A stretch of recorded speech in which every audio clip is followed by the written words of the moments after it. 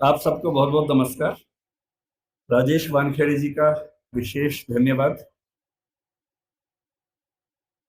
सोमान शेखर जी, अग्रवाल जी, मंच पे उपस्थित सभी बंधुओं का, और उससे ज्यादा आप सबका धन्यवाद कि इतनी तेज धूप में आप लोग सुनने के लिए बैठे हैं। एक तो स्कूल के बच्चों को तो जबरदस्ती भी बिठाया जा सकता है, तो हो सकता है वो दबाव भी आपके ऊपर हो। आप दबाव में बैठे हैं या खुश होकर बैठे हैं? खुश होकर बैठे हैं। क्योंकि जब मैं स्कूल में था तो हमें भी ऐसे बिठाते थे स्कूल में कभी कभी, और जब कोई बोलने आता था तो हमारे मन में भाव आता था कि जितना कम बोले उतना अच्छा रहेगा, क्योंकि धूप बहुत चुभती थी, परेशान करती थी। तो वैसे तो मैं बहुत ज्यादा बोलने का अभ्यस्त हूँ, एक दो घंटे पर आज मैं बहुत कम बोलूंगा ताकि आप लोग उतना धूप में परेशान ना हो और जल्दी उठ सके यहाँ से।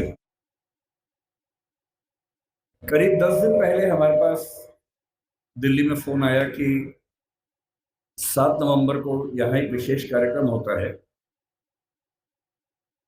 मुझे सबसे अच्छा लगता है वहां जाना जहां किसी महापुरुष का जन्म हुआ हो, मृत्यु हुई हो, उसकी यादें जुड़ी हो। और जब मुझे पता लगा कि डॉक्टर अंबेडकर का जन्म यहाँ हुआ, आज पता लगा उनकी अस्थियां भी यहाँ पर हैं, तो मैं अक्सर भारत में और दुनिया के सभी क्षेत्रों में घूमता हूँ और ऐसे स्थानों पर जाना पसंद करता हूँ जहाँ ऐसी स्मृतियां हों। भारत के विभिन्न नेता, चाहे महात्मा गांधी हों या और नेता उस समय के हों, उन सभी के जन्म स्थान, शहादत स्थल, वो सब मैंने देखे हैं। कई कई घंटे वहां बैठा हूं। डॉक्टर अंबेडकर मेरी नजर में एक अत्यंत महान नेता हैं। उनको मैं अब्राहम लिंकन के बराबर समझता हूं। अब्राहम लिंकन ना होते, आज जैसा अमेरिका हमें दिखता है वैसा अमेरिका ना होता अगर अब्राहम लिंकन अपने जीवन का बलिदान न करते। 1776 में अमेरिका आजाद हुआ, या कह सकते हैं कि 1787 के आसपास उसका संविधान पूरा लिखा गया। लेकिन वहां आजादी मिलने के बाद भी जो वहां के दास थे, स्लेव्स थे, उनको आजादी नहीं मिली थी। उनकी आजादी लगभग 90 साल के बाद हुई, 1860 के दशक में हुई। एक लंबा संघर्ष हुआ, और उस लंबे संघर्ष में जिस व्यक्ति ने एड़ी चोटी का जोर लगाया उसका नाम अब्राहम लिंकन था। लिंकन के खिलाफ अमेरिका के बहुत सारे लोग थे, पर वो अड़ गया, और अंत में उसने संविधान में संशोधन करवा के, जिसको हम अमेरिकी संविधान का 13th अमेंडमेंट कहते हैं, वो पारित करवाया। और जिसके बाद से वहां दास व्यवस्था समाप्त हुई।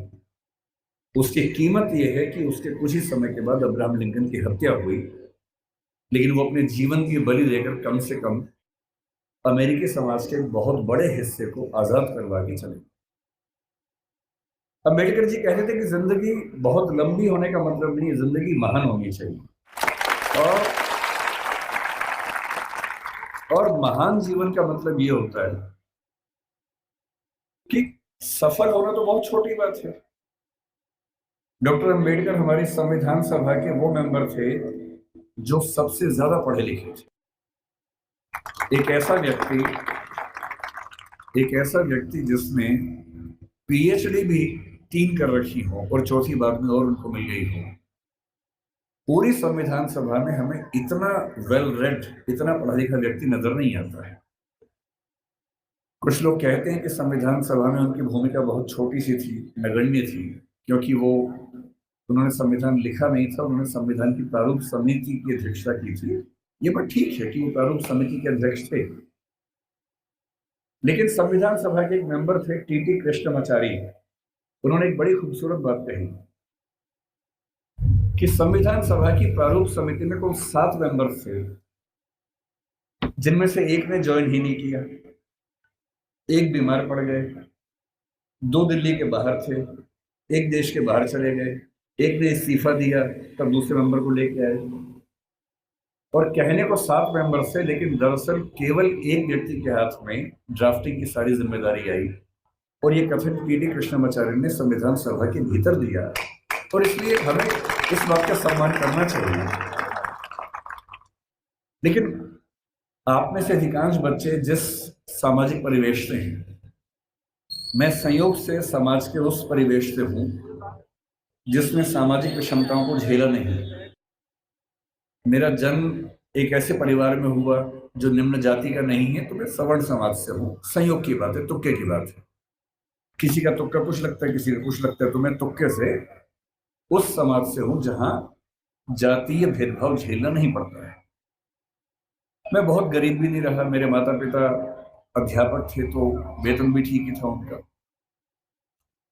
और इसलिए मैं देखता हूं कि हमारे समाज में सामान्यतः एक राय ऐसी बन गई है कि डॉक्टर अंबेडकर केवल दलित समाज के नेता हैं, उन्होंने केवल उनके लिए कुछ महान काम किए। और मेरा मानना है कि इस गलत फहमी से हमारे समाज को बचना चाहिए। डॉक्टर अंबेडकर हमारे देश के आज तक के सबसे महान नेताओं में से एक हैं और उनकी महानता को हमें स्वीकार करना चाहिए।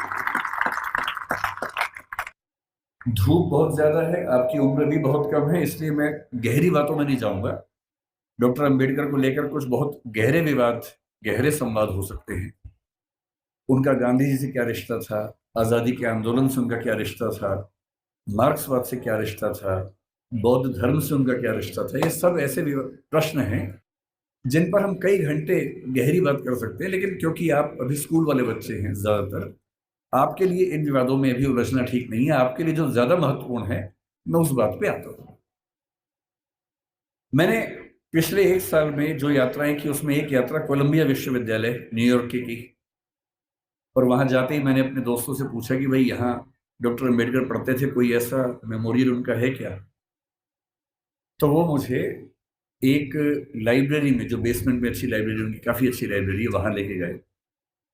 और लाइब्रेरी में एक दरवाजा जहां अंदर रीडिंग रूम है, उसके बाहर एक बहुत सुंदर प्रतिमा उनकी लगी हुई है और साथ में काफी उनके बारे में लिखा हुआ है। और मुझे बहुत अच्छा लगा कि कोलंबिया विश्वविद्यालय आज भी ये मानता है कि डॉक्टर अंबेडकर उनके आज तक के सबसे शानदार विद्यार्थियों में से एक थे। फिर उसी के कुछ दिन बाद मैं लंदन में था, तो लंदन स्कूल ऑफ इकोनॉमिक्स वहां से पास ही था, करीब 2-3 किलोमीटर दूर था। संडे का दिन था, तो मैं घूमते घूमते वहां चला गया। बंद था वो, तो मैंने वहां उनके जो स्टाफ के मेंबर थे उनसे रिक्वेस्ट की कि क्या मैं अंदर केवल घूम सकता हूँ थोड़ा सा? तो बोले हाँ, घूम लीजिए। और जब मैं घूमने गया तो मैंने देखा कि बिल्डिंग में अंदर घुसने से पहले ही बाहर उन्होंने एक ही प्रतिमा लगाई है और वो डॉक्टर अंबेडकर की ही प्रतिमा है। तो मुझे ऐसा लगता है कि जिस भारतीय सपूत की ख्याति दुनिया में इतनी ज्यादा है, अमेरिका में, लंदन में जहां वो पढ़े, वहां के इंस्टीट्यूशन से मानते हैं कि हमारे महानतम विद्यार्थियों में से एक वो थे। तो ऐसा क्यों है कि हमारे समाज में उनको लेकर ऐसी गलतफहमियां बहुत ज्यादा है? आज मुझे बुलाया गया है ये कह के कि बच्चों को प्रेरणा देनी है, पर दरअसल मेरे लिए तो खुद ये प्रेरणा का समय है कि मैं एक ऐसी जगह हूं जहां डॉक्टर साहब पैदा हुए, उनकी मृत्यु हुई। मैं बहुत संक्षेप में आपको ये बताना चाह रहा हूं, क्योंकि आप में से बहुत सारे बच्चे जिस समाज में पैदा हुए होंगे, आपकी परिस्थितियां कुछ कुछ वैसी होंगी जैसे अम्बेडकर जी की थी। हालांकि वैसी नहीं होंगी। और क्यों नहीं होंगी? क्योंकि अम्बेडकर जी हो गए आपसे पहले, इसलिए आपकी स्थितियां वैसी नहीं। अगर वो ना होते तो स्थितियां वैसी होती। तो मैं आपको थोड़ा सा बताना चाह रहा हूं कि आप किस भारत की ऐतिहासिक सामाजिक परंपरा में स्थित हैं और आपकी जिम्मेदारी क्या बनती है। मैं ये भी समझाना चाह रहा हूं कि जो सदस्य आप में से या समाज के जो सुनेंगे इस वक्तव्य को, जो समाज के उस तबके से नहीं भी हैं, जो समाज के संपन्न वर्ग से हैं, उनको भी समझने की जरूरत है। जो हम थोड़ा सा समझेंगे क्या है वो। हमें किसी व्यक्ति की महानता समझने के लिए पहले ये देखना चाहिए कि उसकी प्रेरणा बिंदु क्या थे। आपको मैं प्रेरित करूं, इससे बेहतर है कि मैं आपको वही बताऊं डॉक्टर अंबेडकर के बारे में जिससे मुझे प्रेरणा मिलती है। शायद आपको भी किसी से प्रेरणा मिल जाए। और मैं ये स्पष्ट कर दूं, मैं किसी विचारधारा, किसी मान्यता, किसी वाद का अंध समर्थक नहीं हूं। मैं ना गांधीवादी हूं, ना मार्क्सवादी हूं, ना अम्बेडकरवादी हूं। मैं सभी महान व्यक्तियों को पढ़ता हूं, डूब के पढ़ता हूं। अम्बेडकर जी जितना पढ़ते थे उतना नहीं पढ़ पाता हूं, लेकिन तब भी काफी पढ़ता हूं। उनके बारे में तो एक ऐसी बात मैंने सुनी है, आप बार बार ताली मत बजाइए, उससे रिदम टूटेगी। ताली एक ही बार बजा दीजिएगा बाद में, है ना? अभी सुन लीजिए। मैं कल जब इंदौर आ रहा था, फ्लाइट में था, तो मैंने कुछ वीडियोस डाउनलोड किए हुए थे अम्बेडकर जी के बारे में, ये सोच के कुछ नया पढ़ने को मिले, कुछ नया सुनने को मिले, तो मुझे भी तो प्रेरणा मिले। तो एक जिक्र मैंने सुना। आप लोग धूप से परेशान तो नहीं हो रहे ज्यादा? वैसे भी धूप मेरी तरफ ज्यादा है, आपकी तरफ तो कम है, तो है ना? तो अगर मैं बोल सकता हूं तो आप सुन भी सकते हैं, ऐसा क्या है। और आप बैठे हैं, मैं खड़ा हूं, तो आपको तो ज्यादा। तो मैंने कल एक बड़ा अच्छा जिक्र सुना। वो जिक्र एक विदेशी लेखक जिन्होंने किताब लिखी इनसाइड एशिया, ये 19 मतलब अम्बेडकर के समकालीन लेखक थे, जिनका नाम था जॉन गुंटर, बड़े प्रसिद्ध लेखक थे। उन्होंने लिखा कि मैं 1938 में एक बार डॉक्टर अम्बेडकर के घर गया और मैं दंग रह गया, उनकी लाइब्रेरी में किताबें गिनने लगा। तो उसके बाद पता लगा कि उनके पास उस समय 8,000 किताबें थी। ताली नहीं बजानी है, नहीं, सुनना है, केवल सुनना है। 8,000 किताबें थी। और जिस दिन डॉक्टर अम्बेडकर की 1956 में 6 दिसंबर को मृत्यु हुई, मैं जिस चीज से सबसे ज्यादा उनका प्रशंसक हूं, उस दिन उनके पास 35,000 किताबें थी। मैंने अरस्तु के बारे में सुना है, जो ग्रीक फिलॉसफी का सबसे महान चिंतक या सबसे महान चिंतकों में से एक हुआ। उसने अपने जीवन में 3,000 पुस्तकें लिखी। हालांकि वो अधिकांश पुस्तकें बहुत छोटी हैं, 2 पृष्ठ, 4 पृष्ठ, 5 पृष्ठ की हैं। मैं दंग रह जाता हूँ। मेरे पास डॉक्टर अम्बेडकर का पूरा साहित्य है, वो 21 किताबों में आता है। और जब मैं उसको उठा के 5-7 दिन पहले जब पता लगा यहाँ आना है, तो मुझे लगा मैं एक बार रेफरेंस के तौर पर फिर से देख लूं। इतना मोटा बंडल है उन किताबों का, जो डॉक्टर अम्बेडकर ने केवल अपने 65 साल के जीवन में लिखी है। उनको समय कम मिला। ये ईश्वर या नियति की क्रूरता है कि उनको समय कम मिला। अगर उनको 10-15 साल और मिल जाते तो निस्संदेह हमारा देश जैसा है उससे बहुत बेहतर होता। लेकिन नियति का मामला है। मैं देखता हूं कि हमारे समाज में बहुत लोग उनका विरोध करते हैं। उनको लगता है कि ये दलितों का नेता है, ये हिंदू धर्म के बहुत खिलाफ था, ये बहुत नाराज रहता था। लेकिन उन्होंने उन परिस्थितियों को, उस बैकग्राउंड को देखा नहीं जो आज मैं आपसे डिस्कस करूंगा। आपने सुना होगा जरूर, नहीं सुना तो आप सुन लीजिए और फिर तुलना कीजिए कि आज आप जहां हैं क्यों वहां हैं। अगर अंबेडकर साहब ना होते या ज्योतिबा फुले ना होते, उसके 500 साल पहले कबीरदास ना होते, उसके 2000 साल पहले बुद्ध ना होते, तो दरअसल हम वहां नहीं होते जहां जब बैठे हैं। क्या उन्होंने क्या झेला अम्बेडकर जी ने? क्योंकि आप बच्चे हैं, इसलिए मैं वही सी चीजें बताऊंगा जो आपको थोड़ा सुन के समझ में आएंगी और प्रेरणा मिलेगी आपको। जब वो 6 साल के हुए, यही पैदा हुए, यही उनका घर है, मुझे बताया गया इसी घर में उनका जन्म हुआ। आप लोग कितने सौभाग्यशाली है कि आप यहाँ आते हैं। मैं तो पहली बार जीवन में आया हूँ। कुछ दिन पहले इंदौर पहली बार मैं आया था, 1 साल पहले। मुझे ये नहीं पता था कि इतना पास में वो जगह है, वरना मैं उसी दिन आता। तो मुझे बड़ा आश्चर्य हुआ कि मैं इंदौर तक आया भी और मुझे पता नहीं चला। तो जब वो पैदा हुए इसी जगह है, क्योंकि उनका सौभाग्य था कि वो एक सूबेदार के बेटे थे, इसी सेना में काम करने वाले। मुझे आज पता लगा कि MHOW क्यों कहते हैं, मिलिट्री हेडक्वार्टर्स ऑफ वार उसका नाम था। मैं परेशान था कि महू की स्पेलिंग MAHU क्यों नहीं है, MHOW क्यों है। तो आज पता लगा नहीं, वो एक एक्रोनिम है, उसकी फुल फॉर्म एक है।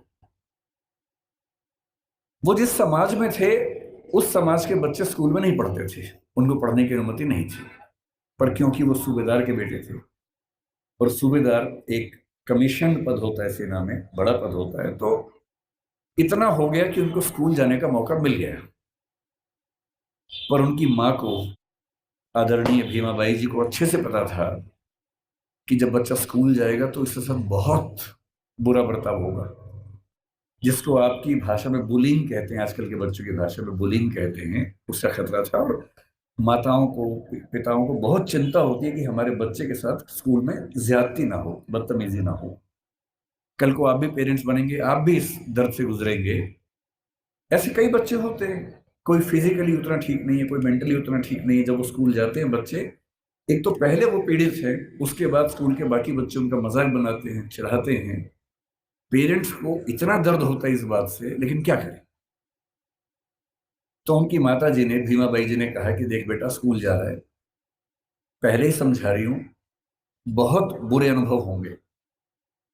लड़ना मत, झगड़ना मत, विद्रोह करके छोड़ मत देना, क्योंकि पढ़ाई करोगे वो अकेला रास्ता है कि कुछ बड़ा कर पाओगे जीवन में, वरना कोई दूसरा रास्ता नहीं है। इस बात को उस छोटे से बच्चे ने मन में बिठा लिया। वो स्कूल गया। उस स्कूल में पहली बार कोई ऐसा बच्चा आया था जो समाज के अछूत कहे जाने वाले समुदाय का हिस्सा था। जो बाकी बच्चे थे बुरे नहीं थे, पर वो भी अपने अपने घर से सीख रहे थे, अपने समाज से सीख रहे थे। उनको ये पता था कि ऐसे बच्चों के साथ नहीं बैठना है, दूर रहना है।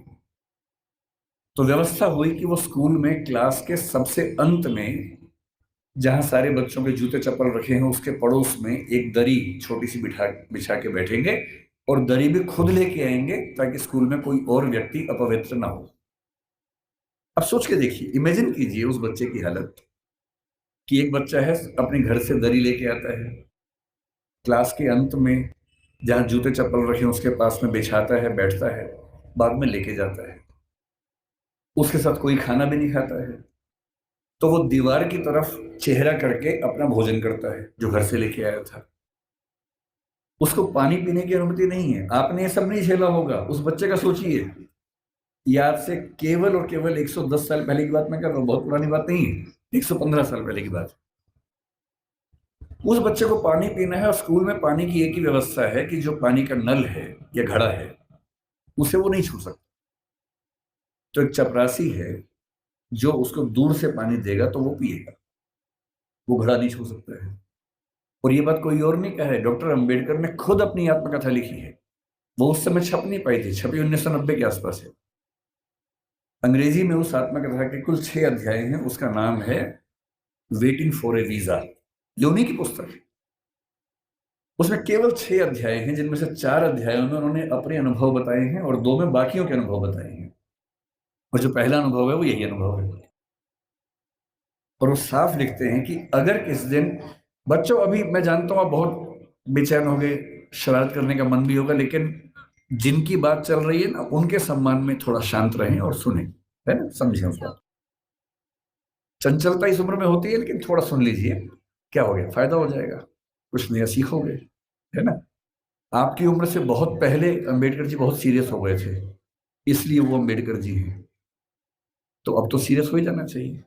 और जिस व्यक्ति की बात चल रही है उसका कितना एहसान है हम पे, आपके समाज में विशेष रूप से, ये भी समझना चाहिए। जिस दिन चपरासी नहीं आएगा उस दिन पानी नहीं पी सकते हैं। उन्होंने एक वाक्य लिखा अपनी आत्मकथा में, नो पियन नो वाटर। उस समय ऐसी बोतलें नहीं होती थी जो भी आपको बढ़ रही थी, जिन बोतलों के लिए आप हाहाकार मचा रहे थे, उस जमाने में नहीं होती थी। उस जमाने में पियर नहीं आता था तो पानी नहीं मिलता था। उनके नंबर बहुत अच्छे है क्लास में।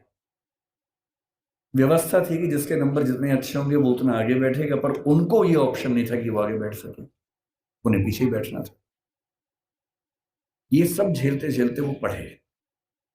जब 10वीं क्लास में आए तो एक अध्यापक उनके थे, कृष्णा जी अर्जुन सिलुस्कर नाम था उनका। उन्होंने उस बच्चे को, भीमराव को, एक छोटी सी पुस्तक भेंट की जो बुद्ध की जीवनी थी, और कहा कि इसको पढ़ो। अंबेडकर कहते हैं कि उस पुस्तक को और मैं अपने अध्यापक केलुस्कर जी को जिंदगी भर नहीं भूल पाया।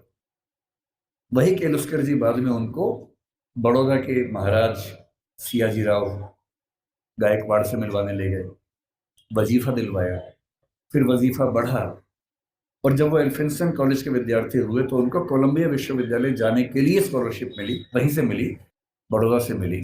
4 साल कोलंबिया में रहे और इतनी मेहनत करते थे। कोलंबिया विश्वविद्यालय से एमए और पीएचडी करने के साथ साथ लंदन स्कूल ऑफ इकोनॉमिक्स से भी एमए और पीएचडी कर डाली। और उन्होंने कहा कि मैं भी बाकी विद्यार्थियों की तरह कुछ घंटे पढ़ के बाकी मौज मस्ती कर सकता था, पर मैंने रोज 21 घंटे पढ़ना चुना ताकि मैं वो सारी सीमाएं दूर कर सकूं जो मैंने अपने समाज में देखी हैं। 17 में वो भारत वापस आए। अब देखिए स्थिति क्या होती है। जब वो भारत आए तो 4 साल अमेरिका में रहे थे, बीच में लंदन में रहे थे, तो उनको वहां जाति व्यवस्था नहीं थी, वहां कोई छूत नहीं था। वहां भी ब्लैक्स की दिक्कत थी, अश्वेतों की दिक्कत थी, पर क्योंकि वो अश्वेत नहीं थे इसलिए वो दिक्कत उन्होंने नहीं महसूस की। तो उन्होंने 4 साल देखा कि एक समानता का व्यवहार उनके साथ हुआ, तो वो उसके अभ्यस्त हुए। अब भारत आए। बड़ौदा महाराज के साथ जो सहमति थी वो ये कि जब वो पढ़ के आएंगे तो बड़ौदा सरकार में सिविल सेवक बनेंगे, दीवान बनेंगे। अब सोच के देखिए क्या हुआ उनके साथ। वो व्यक्ति बंबई से बड़ौदा आया, और जब बड़ौदा आया तो उसको लगा कोई तो लेने आएगा, क्योंकि वो महाराज के सिविल सर्वेंट थे। स्टेशन पर कोई लेने नहीं आया उनको, क्योंकि उनका समाज पिछड़ा हुआ था। तो कोई बात नहीं, उतरे, सोचा कि अब कहाँ रहूं। उनको अंदाजा था कि जो हिंदू समाज की धर्मशालाएं हैं, होटल से, वहां उनको अनुमति नहीं मिलेगी, क्योंकि वो अस्पृश्य माने जाते हैं। तो काफी ढूंढने के बाद उनको एक पारसी धर्मशाला मिली। ये सब बातें अंबेडकर जी ने अपनी जीवनी में लिखी है, आत्मकथा में, वहीं से बता रहा हूं आपको, उन्हीं की लेखनी है। क्योंकि पारसी धर्म में तो जाति व्यवस्था नहीं है, तो उनको लगा यहां शायद शांति मिलेगी। वो पारसी धर्मशाला में गए, वहां कमरा के लिया। एक ही कमरा था, बड़ा बहुत बुरी हालत में कमरा था, फर्नीचर से भरा हुआ गोदाम जैसा कमरा, उसी के कोने में रहने की व्यवस्था हुई। तो रहने लगे। कुछ देर के बाद उस धर्मशाला का जो केयर टेकर था वो गुस्से में आया और उसने कहा कि तुम पारसी नहीं हो। उन्होंने कहा नहीं, मैं तो पारसी नहीं हूं। तो बोले बताया क्यों नहीं? बोले आपने पूछा नहीं, मैं क्यों बताऊं। लेकिन उस धर्मशाला में कई महीनों से शायद कोई आया ही नहीं था, हालत खराब थी। तो फिर सहमति बनी कि यार तुम ना रजिस्टर में कोई पारसी नाम लिख दो, मैं मैनेज कर लूंगा। और बोले मुझे कुछ दिन में घर मिल ही जाएगा, मैं फिर वहां शिफ्ट हो जाऊंगा। तो एक पारसी नाम कुछ रख के काम चलाया। लेकिन 11 दिन हुए थे अभी, और 11वें दिन लगभग 10 से 15 पारसी युवक हथियार, लाठी, डंडे हाथ में लेके चिल्लाते हुए उनकी तरफ बढ़े। और तब उन्होंने कहा कि एक अछूत आदमी पारसी धर्मशाला में कैसे आ गया? तुमने हमारी धर्मशाला खराब कर दी। अंबेडकर जी ने कहा कि आपके धर्म में तो जाति व्यवस्था है नहीं। बोले वो सब हमें नहीं पता, भागो यहां से। और खतरा था कि हिंसा हो सकती थी। अंत में तय हुआ कि शाम तक का समय है, छोड़ देना, वरना छोड़ेंगे नहीं। डॉक्टर अम्बेडकर अपने ऑफिस गए। ऑफिस में उनकी कुर्सी अलग बनाई गई। उनका चपरासी उनको पानी इस तरह से देता था कि जैसे किसी खराब व्यक्ति को दे रहा हो। फाइलें फेंक के देता था ताकि छू ना ले। आप उस व्यक्ति का मन सोचिए कि जो व्यक्ति इतना पढ़ के आ गया है, अमेरिका से पीएचडी, लंदन से पीएचडी कर चुका है, इकोनॉमिक्स में पहली बार देश में किसी ने इतने गंभीर स्तर पर अध्ययन किया होगा, उसके साथ ये बर्ताव हो रहा है। उन्होंने महाराजा के सचिव से बात की, भाई मुझे रहने को घर कब मिलेगा, छोड़ना है मुझे। कोई जवाब नहीं मिल पाया।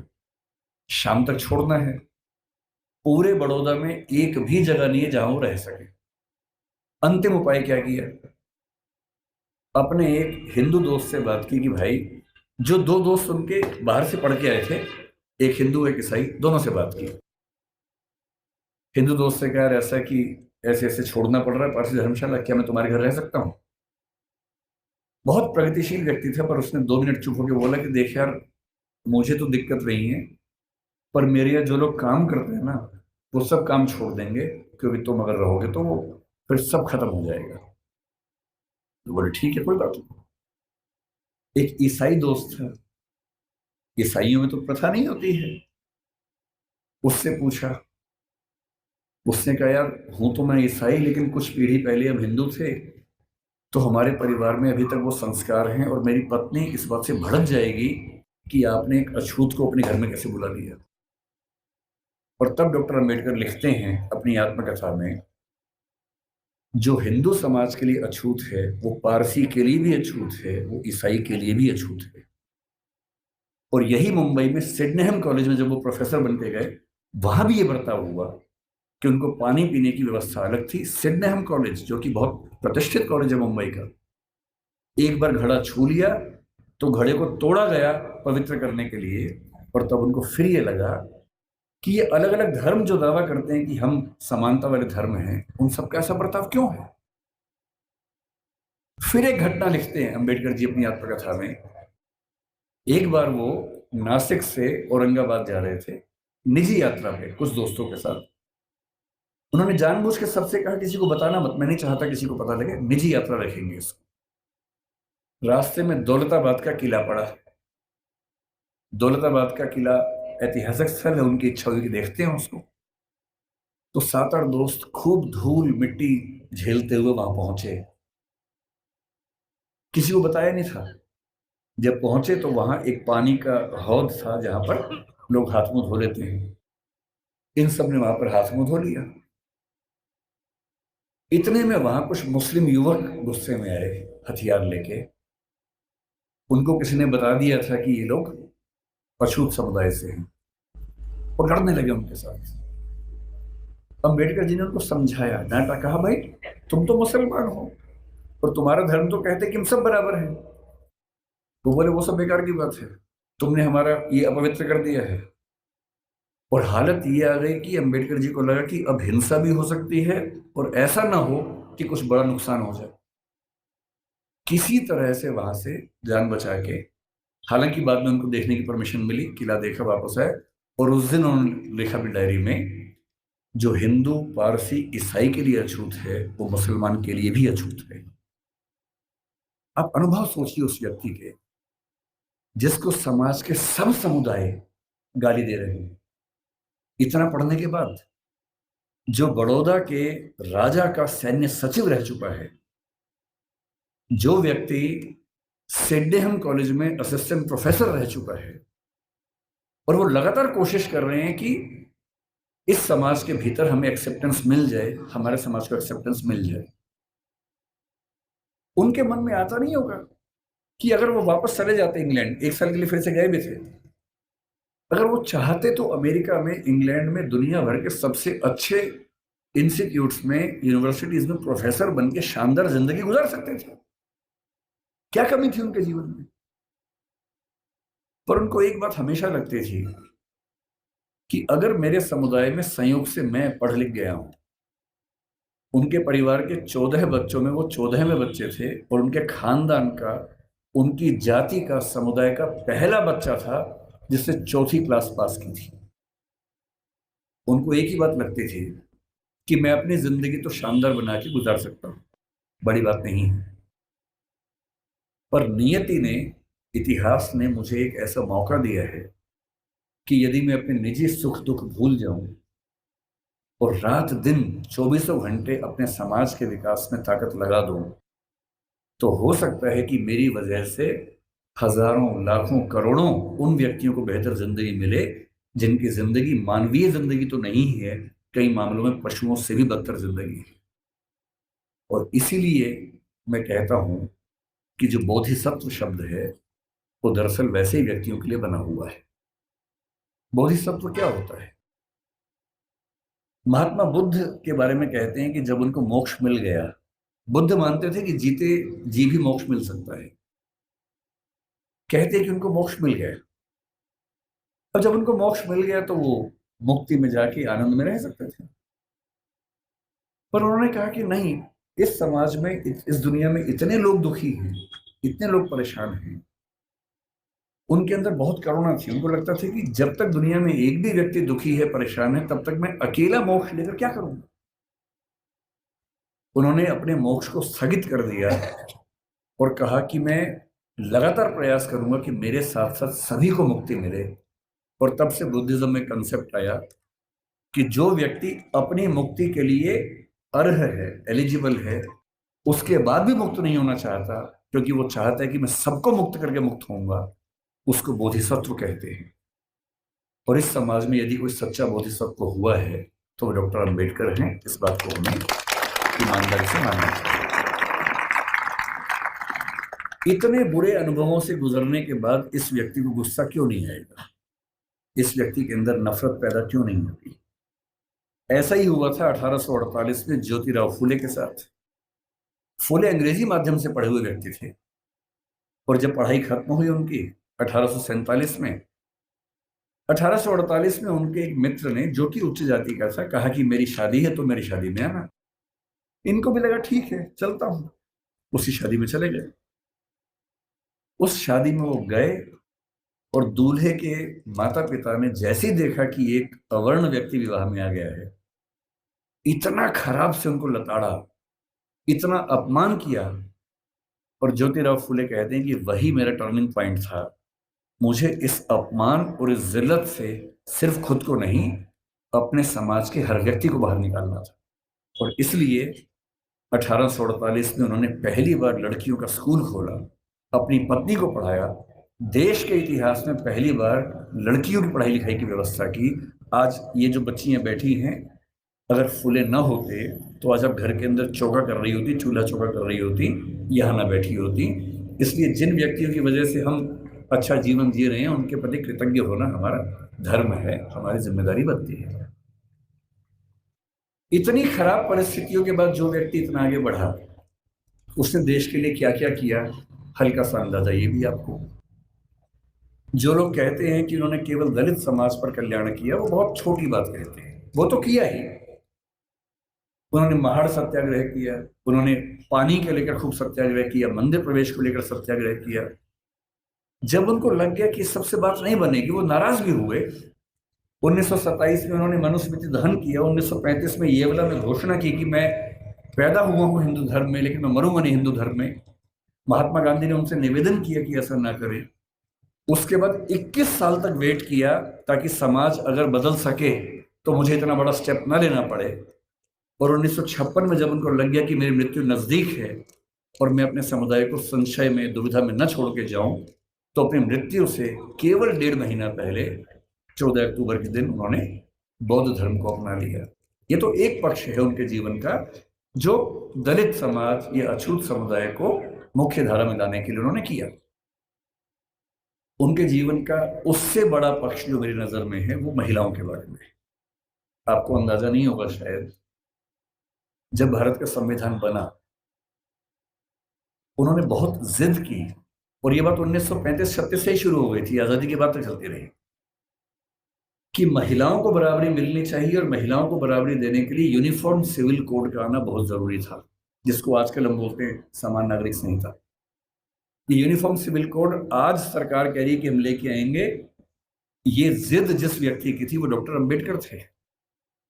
उनको पता था कि जब तक सामाजिक कानून सभी धर्मों में पुरुष और महिला के लिए बराबर नहीं होंगे, तब तक महिलाएं आगे नहीं बढ़ सकती हैं। और उन्होंने कहा था, मैं किसी समाज की प्रगति का अनुमान इस बात से करता हूं कि वहां महिलाओं की हालत कैसी है। अगर महिलाएं पढ़ी लिखी नहीं है, वो घर के अंदर बंद है, तो समाज कैसे प्रगति करेगा? वो नेहरू जी से लड़ गए। जिस सरकार में वो कानून मंत्री थे, 1946 से 51 के बीच का जो दौर था, उन्होंने नेहरू जी से, जो प्रधानमंत्री थे, खूब झगड़ा किया कि यूनिफॉर्म सिविल कोड आप लेके आइए। उस समय नेहरू जी का मानना यह था कि 1951 के पहले आम चुनाव होने के बाद, जनता से विश्वास लेने के बाद मैं लेके आऊंगा। और अंबेडकर साहब ने नाराज होकर इस मुद्दे पर देश के कानून मंत्री के पद से इस्तीफा दिया और एक भाषण दिया जिसमें कहा कि नेहरू जी ने अपने वायदे को निभाया नहीं है और महिलाओं की बराबरी के लिए जो प्रयास करना चाहिए वो प्रयास कर नहीं रहे। और फिर 1956 में उनकी मृत्यु होने से 1 साल पहले, 1.5 साल पहले, जो हिंदू कोड बिल था, Hindu code bill uniform civil code का एक बड़ा हिस्सा था जो हिंदू समाज के बारे में था, उसको 4 कानूनों के रूप में नेहरू जी ने पारित करवाया, जिसमें से एक हिंदू मैरिज एक्ट है, एक हिंदू सक्सेशन एक्ट है। और यदि आज हिंदू समाज की महिलाओं को वो सारे अधिकार मिल पाए हैं जो हिंदू पुरुषों को मिलते हैं, तो उसके पीछे जिम्मेदार सबसे बड़ा यदि कोई एक व्यक्ति है तो वो डॉक्टर अंबेडकर है। इसलिए भारत की महिलाओं को, आप जिस भी धर्म को मानते हो, मुस्लिम समाज पर यूनिफॉर्म सिविल कोड उस समय लागू नहीं करवा पाए वो, अब शायद वो भी होगा। और किसी भी समाज हो, हिंदू समाज हो, मुस्लिम समाज हो, कोई भी समाज, यदि उस समाज की महिलाओं के साथ बराबरी नहीं है तो राज्य की जिम्मेदारी बनती है कि वो कानून बनाकर बराबरी लाए। और ये विचार मुख्य रूप से अंबेडकर जी का ही था, जिसकी वजह से आज हम यहाँ खड़े हैं। तीसरी बात, लोग कहते हैं कि आजादी के संघर्ष में उन्होंने इतना साथ नहीं दिया। ठीक बात है, उनकी अपनी प्राथमिकताएं थी। 1942 से 46 तक जब स्वाधीनता संग्राम एकदम चरम स्तर पर था, वो वायसराय की काउंसिल में श्रम मंत्री थे या श्रम विभाग के प्रमुख थे। आज हम कहते हैं कि भारत में जो श्रम सुधार है, श्रम सुधार का मतलब किसी भी व्यक्ति को नौकरी पे रखेंगे तो कम से कम इतना वेतन देना ही होगा। न्यूनतम वेतन बोलते हैं, मिनिमम वेजेस बोलते हैं। प्रोविडेंट फंड बोलते हैं कि जब कोई व्यक्ति रिटायर हो तो उसको कितना पैसा मिलता है एक साथ। यदि कोई व्यक्ति 8 घंटे से ज्यादा काम करता है उसको अतिरिक्त वेतन मिलना चाहिए, ओवर टाइम की पेमेंट मिलनी चाहिए। ये सारे श्रम सुधार जिस व्यक्ति ने किए हैं भारत में, वो डॉक्टर अंबेडकर हैं। इसलिए वो जिम्मेदारी केवल दलित समाज की नहीं है, देश की सारी महिलाओं की भी है, देश के सारे मजदूरों और नौकरी करने वालों की भी है। इन सब के प्रति, सब ठीक है ना, इन सब के प्रति डॉक्टर अंबेडकर की भूमिका ऐसी है कि हम उसको भूल नहीं सकते। अंतिम बात, आपकी स्थिति को देखते हुए जल्दी खत्म करते, उनसे हमें क्या सीखना चाहिए? क्या सीखना उनसे? उनसे हमें मुख्य रूप से 3-4 बातें सीखनी है। उन्होंने कहा कि मैंने जो कुछ सीखा है 3 व्यक्तियों से सीखा है। बुद्ध से सीखा, कबीर से सीखा और ज्योतिराव फुले से सीखा। सच बात है कि उन्होंने अपनी माँ भीमा बाई से भी बहुत कुछ सीखा, क्योंकि माँ ने ही सिखाया था कि भूल के भी झगड़ा मत करना, पढ़ना। और उनकी जिंदगी में एक टर्निंग पॉइंट ये भी था कि जब उनकी माँ की मृत्यु हो रही थी तो कोई वैद्य उनके घर तक नहीं आए, क्योंकि वो अछूत महिला थी, तो वैद्य उनके घर में कैसे आ सकता था। और तब उनको लगा कि मेरी माँ जिस रोग से मरी वो तो चलो एक दैहिक रोग था, पर ये समाज जिस मानसिक रोग से ग्रस्त है उसका इलाज जरूरी है। और जीवन भर उन्होंने वो किया। अंबेडकर जी से आपको और हमें क्या सीखना चाहिए? मैं तो अपने हिस्से का सीखता हूं, आपको भी क्या सीखना चाहिए? देखिए, जो समाज का वंचित समुदाय है, जिसपे हम में से अधिकांश लोग आते हैं, आपको समानता की स्थिति में आना है। अंबेडकर जी एक बड़ा सुंदर संविधान देश का लिख के गए हैं। उस संविधान में एक हिस्सा मूल अधिकारों का है। बहुत इंटरेस्टिंग बात है कि हमारे संविधान के मूल अधिकारों में सबसे पहला अधिकार समानता का है, न कि स्वतंत्रता का है, क्योंकि समानता जरूरी है। और अनुच्छेद 14, 15, 16, 17, 18, ये 5 अनुच्छेद पूरी तरह से समानता को स्थापित करने का प्रयास करते हैं। और आर्टिकल 17 में साफ साफ लिखते हैं, अस्पृश्यता का अंत किया जाता है और किसी भी रूप में इसका आचरण निषिद्ध होगा और दंडनीय होगा। अपने मरने से 1 साल पहले दबाव डाल के 1955 में उन्होंने अस्पृश्यता अपराध अधिनियम भी पारित करवा लिया, जिसके तहत अनटचेबिलिटी या अस्पृश्यता को या छुआछूत को अपराध घोषित किया गया है। उनसे हमें क्या सीखना चाहिए? आपको क्या सीखना चाहिए? पहली बात, उन्होंने एक बड़ी गहरी बात कही थी कि शिक्षा शेरनी का दूध होता है और जो इसको जितना पीता है उतना ही दहाड़ता है। बिना शिक्षित हुए कुछ नहीं मिल सकता। और यहां तक कहा कि तुम्हारे पैर में जूते हो ना हो, हाथ में किताब होनी चाहिए।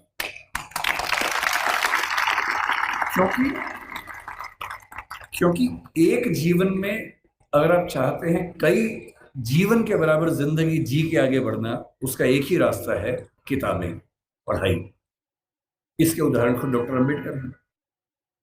आपके समाज के पास ना उतना पैसा है, ना उतनी जमीन है, ना उतनी संपत्ति है, ना उतना रसूख है, ना उतनी पॉलिटिकल ताकत है। जिन समुदायों, जिन परिवारों के पास ये सब नहीं होता, उनके पास आगे बढ़ना एक ही रास्ता बचता है, वो है शिक्षा, तालीम। और सोशल मीडिया ने एक अच्छा काम ये किया है कि अच्छी अच्छी पढ़ाई, अच्छे अच्छे अध्यापक अब आपके मोबाइल फोन की मदद से आप सबके घर के अंदर पहुंच चुके हैं। अब तो हमारे पास ये भी कहने को नहीं है कि अच्छे टीचर्स नहीं मिलते हैं। जो टीचर दिल्ली को मिलते हैं, जो जेएनयू को मिलते हैं, जो मुंबई को मिलते हैं, देश के अच्छे अच्छे संस्थान को मिलते हैं, हार्वर्ड को मिलते हैं, वो सारे के सारे ऑनलाइन, और उनमें से बहुत सारी क्लासेस उनके निःशुल्क यूट्यूब पे, सोशल मीडिया पे उपलब्ध है। अगर आपके अंदर पढ़ने की जिद हो तो आज पढ़ना पहले की तुलना में बहुत आसान हो चुका है। असली बात है कि आपके अंदर वो जिद है या नहीं। दूसरी बात, मैं आईएएस के लिए पढ़ाता हूँ। दृष्टि नाम की संस्था हमारी है और हमारे बहुत सारे बच्चे आईएएस बनते हैं, जिनमें से बहुत अच्छा अनुपात उन बच्चों का है जो एससी एसटी कैटेगरी से, ओबीसी कैटेगरी से होते हैं। मैंने एक चीज देखी है, आपसे विशेष रूप से निवेदन कर रहा हूं। बहुत सारे ऐसे बच्चे होते हैं जो समाज के पिछड़े समुदाय से आते हैं और उनको इस बात की बड़ी शर्मिंदगी होती है कि मैं पिछड़े समुदाय से हूं। उनको आरक्षण मिलता है, वो आईएएस बनते हैं, आईपीएस बनते हैं, और आईएएस आईपीएस बनने के बाद कोशिश करते हैं कि उनकी वो पहचान खत्म हो जाए कि वो पिछड़े समुदाय से हैं, और वो किसी उच्च समुदाय के व्यक्ति से शादी ब्याह करके अपने आप को वहां एक्सेप्ट करवा ले किसी तरह से। ऐसी उधेड़-बुन में लग जाते हैं। मैं आपसे एक बात का निवेदन करना चाह रहा हूं, जिस समाज से आप हैं उस समाज को लेकर शर्मिंदा कभी नहीं होना है, एकदम नहीं होना। आप सिविल सेवक बनेंगे, नेता बनेंगे, पुलिस वाले बनेंगे, जज बनेंगे, जो भी बनेंगे, आपकी मुख्य जिम्मेदारी संविधान के प्रति है, अपने दायित्वों के प्रति है, एकदम ठीक बात है, उसमें कोई कोताही करने में नहीं चाहिए। पर ध्यान रखना है, आरक्षण के पीछे का मूल तर्क क्या है। आप सोच के देखिए कि इस देश में कुल नौकरियां अगर मैं मान लूं केंद्र में तो 1 लाख के आसपास, जिनमें एससी समाज की 15,000 के आसपास होंगी। एससी समाज की कुल आबादी अगर हम देखें, इस समय 16% से ऊपर आबादी है। अगर 150 करोड़ दिमाग में रखने या 140 करोड़ रखे तो 23 करोड़ के आसपास आबादी दलित समाज की या एससी समाज की भारत में। 23 करोड़ में से अगर 15,000 लोग नौकरी पा लेंगे, क्या इससे दलित समाज की आर्थिक स्थिति बेहतर हो जाएगी? नहीं होगी, वो तो 15,000 की होगी। तो आरक्षण क्यों दिया जाता है? आरक्षण का उद्देश्य ये नहीं है कि लोग अमीर हो जाए, वो तो 15,000 होंगे। आरक्षण का उद्देश्य ये है कि जब पूरे एक गांव में एक दलित बच्चा या एसटी बच्चा या ओबीसी बच्चा आईएएस बनता है या जज बनता है, उस गांव के हर व्यक्ति को कॉन्फिडेंस आ जाता है कि दिक्कत आएगी तो मेरा छोटा भाई मेरे साथ खड़ा होगा, और आपको वो छोटा भाई छोटी बहन बनना है। जिस दिन आप सफल हो जीवन में, आपके समाज ने बहुत आहुति दी है आपकी सफलता में, और आप जिंदगी भर भी उनकी मदद करेंगे तो अपना उधार चुका नहीं पाएंगे। कोई ऐसा काम नहीं करना जो गैर कानूनी हो, जो असंवैधानिक हो, ऐसा नहीं करना है। अपनी नौकरी की हदों में रहना है, अपने नियमों का पालन करना है। लेकिन जैसे आप आईएएस बनेंगे, आपके परिवार में कोई संकट में होगा, उसकी हेल्प करेंगे। ठीक वैसे आपके समाज में कोई संकट में है, पुलिस यदि उसके साथ बदतमीजी कर रही है, गैर कानूनी कृत्य कर रही है, तो उस पुलिस को आप फोन करेंगे तो उसके साथ कुछ गलत नहीं होगा, ये आप पक्का कर सकते हैं। अंबेडकर साहब से सीखना चाहिए कि मैं जिस पृष्ठभूमि से हूं उस पर शर्माना नहीं है। अगर वो पीछे की स्थिति है तो उससे लड़ना है, और अपने साथ साथ अपने पूरे समाज को मुख्य धारा में लाने के लिए एड़ी चोटी का जोर लगाना है। ये सीखना है। तो पहली बात सीखनी है पढ़ाई, दूसरी बात सीखनी है अपने समाज का साथ देना। पीछे कोई भी हट सकता है। जाति को लेकर कबीरदास ने बड़ी गहरी बात कही थी कि व्यक्ति की पहचान उसकी योग्यता से होनी चाहिए, मेहनत से होनी चाहिए। जाति में क्या रखा हुआ है? उन्होंने कहा, जाति ना पूछो साधु की, पूछ लीजिए ज्ञान। ज्ञान पूछो, मोल करो तलवार का, पड़ी रहन दो म्यान। म्यान में क्या रखा है? तलवार की कीमत है। और यदि हम कहते हैं कि पिछड़े समाज के लोग पढ़ने में पीछे हैं, तो ऐसा क्या था कि एक बच्चे को मौका मिला और वो पूरी संविधान सभा में सबसे ज्यादा पढ़ा लिखा व्यक्ति बन गया? इसका मतलब है कि अवसर मिले, जुनून हो तो व्यक्ति कुछ भी कर सकता है।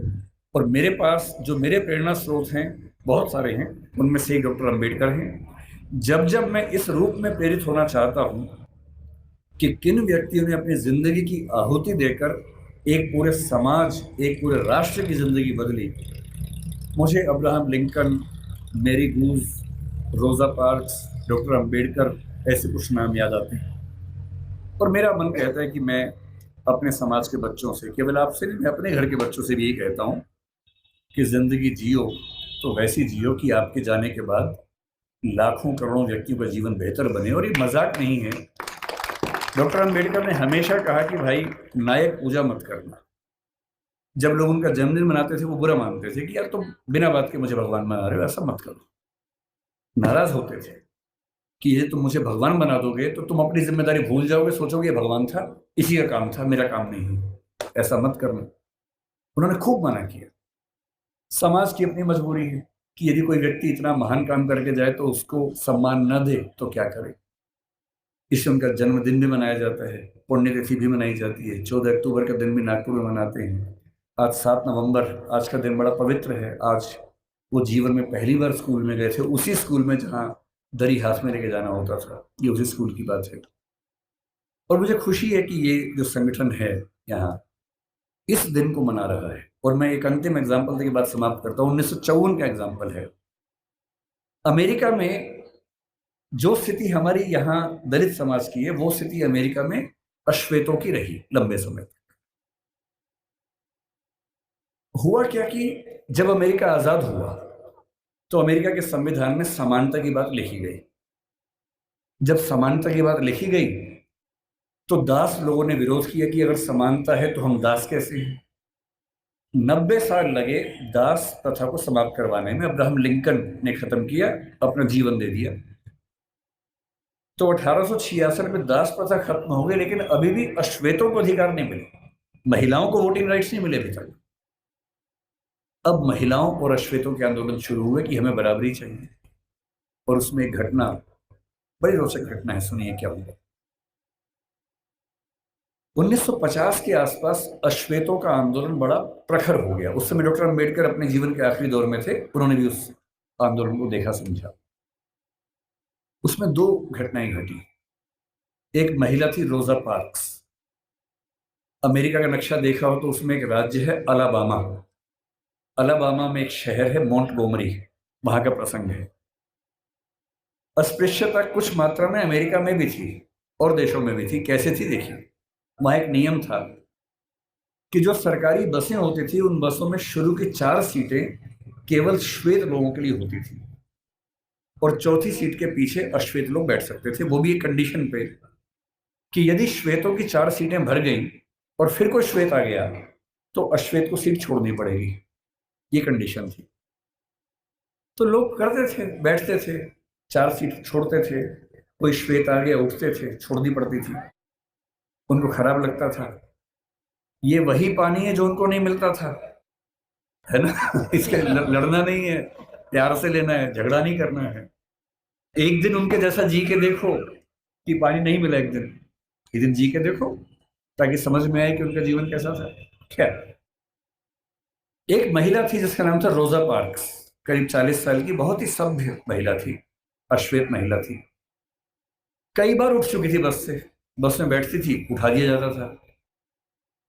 एक दिन उसको बहुत गुस्सा आ गया। तो बस में बैठी थी 5वीं सीट पे, पहली 4 पे श्वेत लोग बैठे, कुछ लोग और आ गए। ड्राइवर जिसका नाम विलियम ब्लेक था वो उठा और उसने कहा कि आप उठिए। 3-4 लोग थे अश्वेत, सब उठ गए। उसका उठने का मन नहीं हुआ। ड्राइवर ने फिर कहा कि उठना होगा। उसने कहा ऐसा है कि मैं तो नहीं उठूंगी, जो करना कर लो। बस आगे नहीं बढ़ी। पुलिस आई। उस महिला का नाम रोजा पार्क्स था, कभी सर्च कीजिएगा नेट पे पता लगेगा। उसे गिरफ्तार किया गया, जेल में डाला गया। पूरे अफ्रीका, पूरे अमेरिका के उस राज्य के अश्वेत, यहां तक कि मार्टिन लूथर किंग जूनियर जो उस समय काफी प्रसिद्ध नेता थे, वो भी इस आंदोलन में शामिल हो गए। सभी अश्वेत व्यक्तियों से निवेदन किया गया कि सरकारी बस में बैठना ही नहीं है। वो सरकारी बस का एक प्राइवेट बस कंपनी को ठेका मिला हुआ था, वो चला रही थी।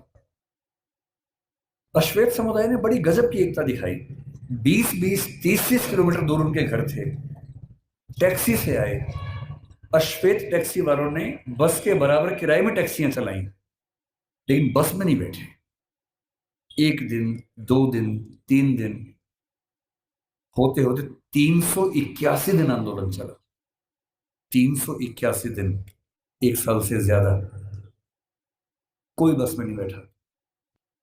और अंत में अमेरिका के सुप्रीम कोर्ट को इस कानून को खारिज करना पड़ा जिसमें अश्वेत बैठ नहीं सकते थे, और वहां उस आंदोलन की समाप्ति हुई। डॉक्टर अंबेडकर हमारे समाज के रोजा पार्क्स बने, अब्राहम लिंकन बने। और अगर आपको लगता हो कि आपका जीवन खराब है, एक और घटना से अंतिम बात करके समझ लें। अमेरिका में जब समानता आई तो स्कूल शुरू हुए, अश्वेत बच्चे बोले हम भी स्कूल जाएंगे। कुछ कुछ अंबेडकर जी की याद आपको आएगी इस घटना से। अब अश्वेत बच्चे स्कूल जाएंगे, ये तो वहां के संविधान में लिखा हुआ था। तो वहां की सरकारों ने क्या रास्ता निकाला, कुछ स्कूल श्वेतों के लिए, कुछ अश्वेतों के लिए बना दिए। मामला सुप्रीम कोर्ट में गया कि भाई ये क्या समानता है, हम भी उसी स्कूल में पढ़ेंगे।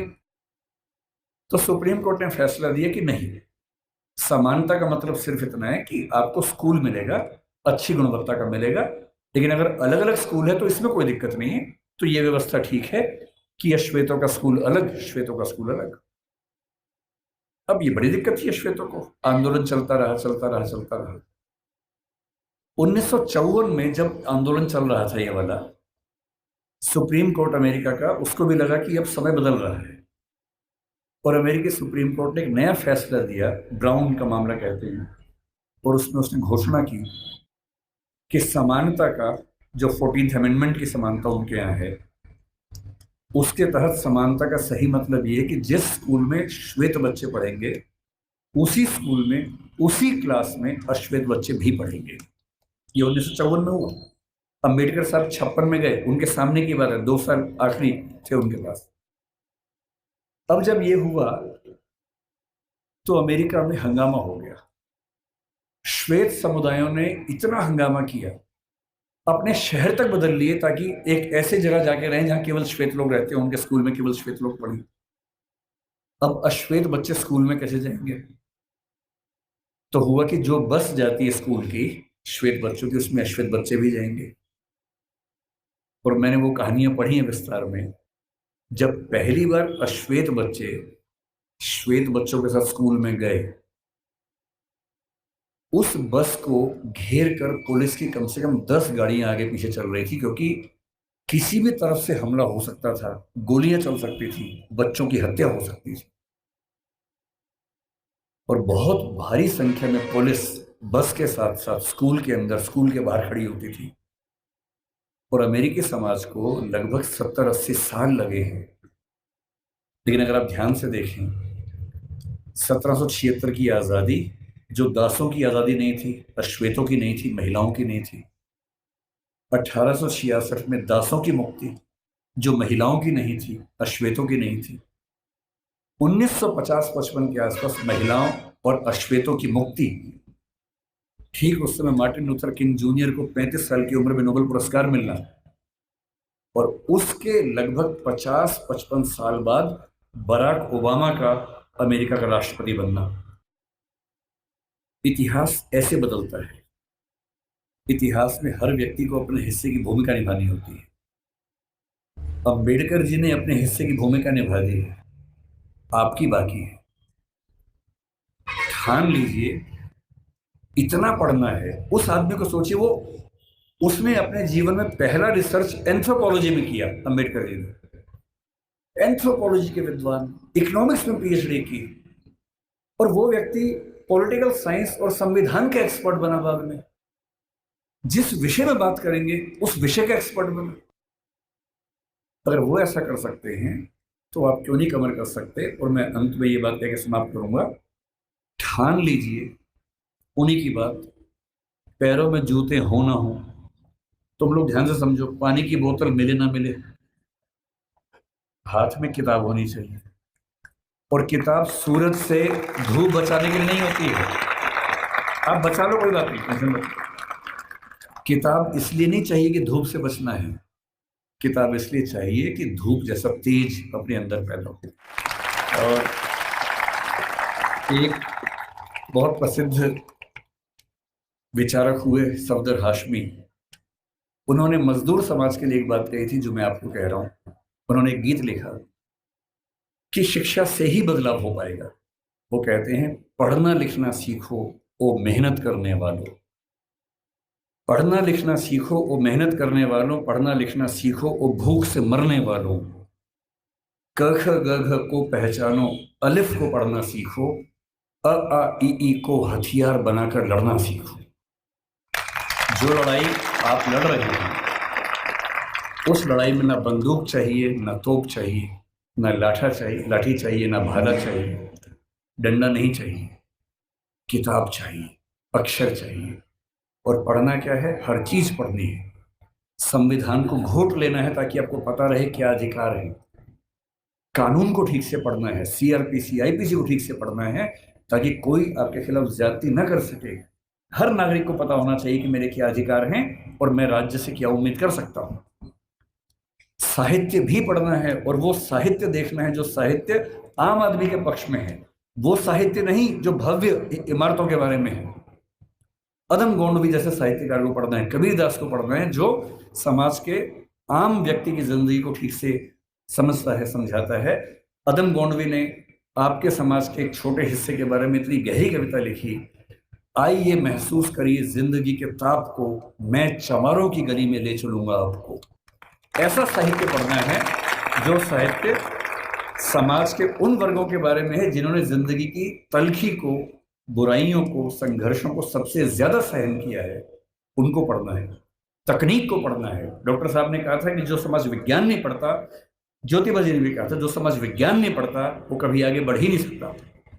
विज्ञान पढ़िए, तकनीक पढ़िए, आर्टिफिशियल इंटेलिजेंस पढ़िए, जो भी नई चीजें हैं जिनसे भविष्य में विकास होगा उन सब में पढ़ाई करनी है। और जितना पढ़ने के बाद आगे बढ़ेंगे बस ध्यान रखना है, आगे सिर्फ आप नहीं बढ़े हैं, आपका समाज आपके साथ आगे बढ़े, ये आपकी नैतिक जिम्मेदारी है। ये कह के मैं बात समाप्त करूंगा। बहुत बहुत धन्यवाद।